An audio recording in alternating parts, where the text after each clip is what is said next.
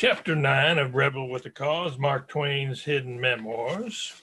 The Weight of the Bible, 1845.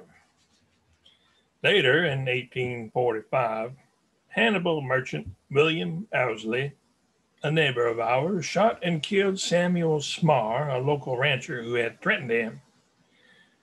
The shooting down of Smarr in the main street at noonday supplied me with some more dreams, and in them I always saw again the grotesque closing picture.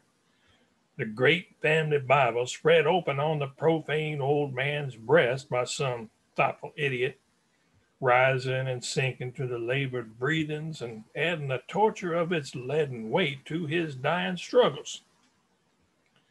For many a night I gasped and struggled for breath under the crush of that vast book in my nightmares. Looking back on it now and cataloging all the episodes of early deaths and deaths by violence I saw in Hannibal, it makes it seem as if our normally quiet little village was a hotbed of mayhem. Whatever we grow up with, we consider normal, and so I became, in some respects, accustomed to these sorts of things as I advanced toward adolescence. Many of these incidents appear in my books, with names and settings altered to fit the story being told. For instance, I adapted the Owsley Smarr incident in Huck Finn in a scene where Colonel Sherburne guns down Boggs in the street. Translating some of my life experiences in this way seemed to somehow get the bad memories of them off my chest, as it were. And there were many such events that I witnessed. All within the space of a couple of years, we experienced 2 or 3 other tragedies in our village, and I had the ill luck to be too nearby on each occasion.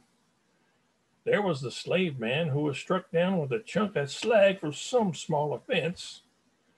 I saw him die, and the young drifter who was stabbed with a bowie knife by a drunken comrade.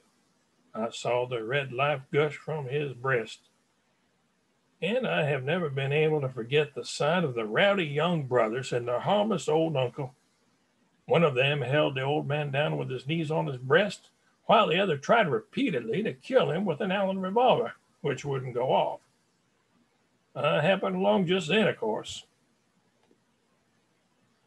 Editor's notes. To be more specific, the slaying of Smarr by Owsley is fictionalized in chapter 21 of Huck Finn, where Colonel Sherburne shoots down Boggs in the middle of the street.